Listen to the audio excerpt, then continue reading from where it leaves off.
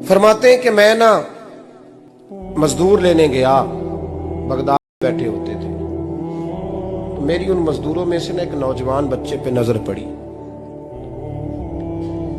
बड़ा कमजोर सा वजूद था, लेकिन चेहरे पर इबादत का निशान था। माथा बताता था कि नमाज का बड़ा ख्याल रखता है। मैं उसके करीब गया।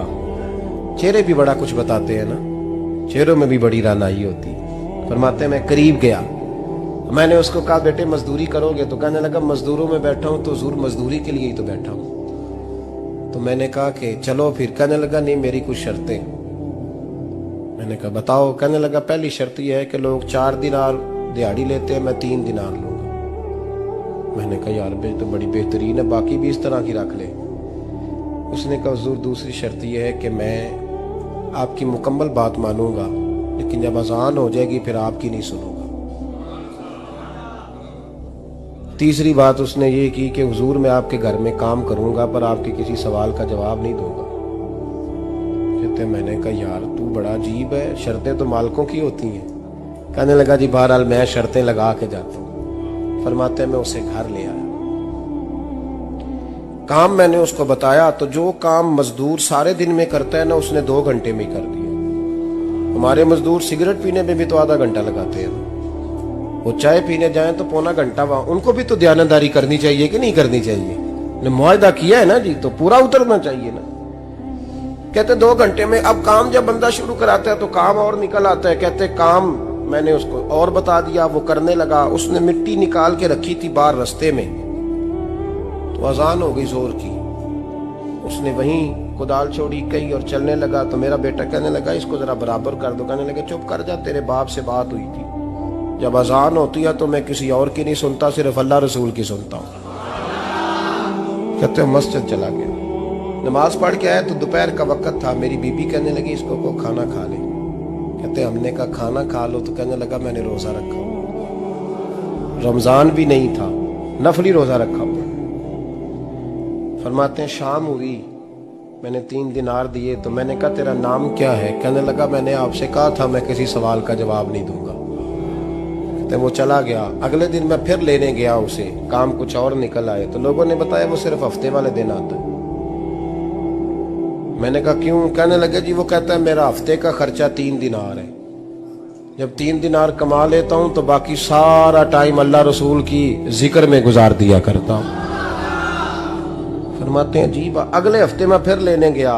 मैंने पूरा हफ्ता इंतजार किया कि काम उसी से कराना है। मैं जब गया तो मैंने कहा चलो। कहने लगा मेरी शर्तें याद है ना? और मैंने कहा याद है भाई, साथ चल। फरमाते हैं काम कराया। 2-3 हफ्ते वो आता रहा।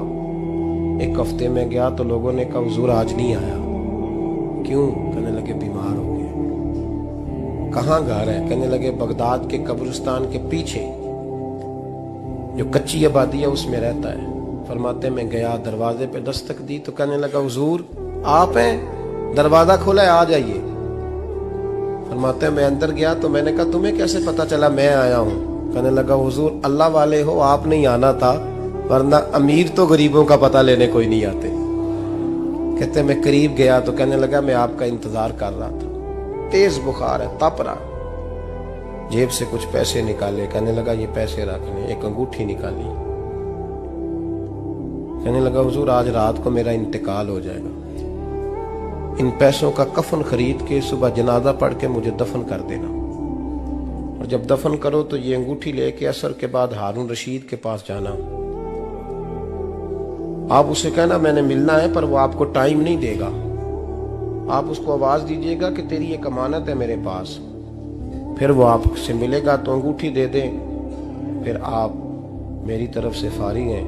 हजरत फरमाने लगे तेरा नाम? और कहने लगा हुजूर वक्त थोड़ा है,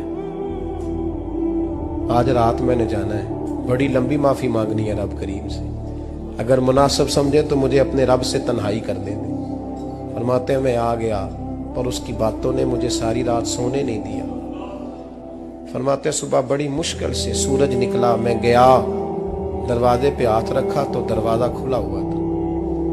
अंदर दाखिल हुआ तो खुशबुएं मेरा इस्तकबाल कर रही थी। जब चेहरे से कपड़ा हटाया तो उसका तो इंतकाल हो चुका। इंतकाल हो चुका है, ऐसे जैसे किसी का दीदार करके सोया। कहते मैं तो 2 आदमी ले गया था जनाजे पे, पर पता नहीं दुनिया किधर किधर से आई, कहां कहां से। अखां जदों मीटियां जमाना मैनू रोवेगा, अपना ते अपना बेगाना मैनू रोवेगा। फरमाते हैं मैं तो 2 बंदे ले गया था, पर पता नहीं मखलूक कहां कहां से आई। जनाजा पड़ा, दफन किया।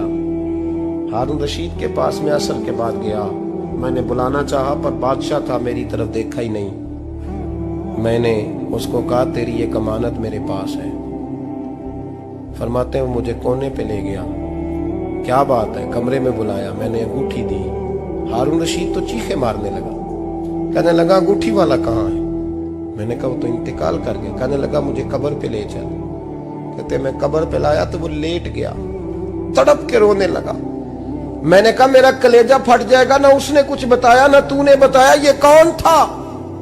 तो हारून रशीद कहने लगा ये मेरा बेटा था। मैंने कहा तेरा बेटा और मजदूर?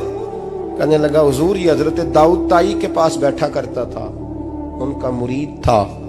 मुझे रोज कहता था अब्बा तूने बड़ी दुनिया इकट्ठी कर ली है, मरते वक्त तुझसे टांगे समेटी नहीं जाएंगी, इतना हिसाब नहीं तू दे सकेगा।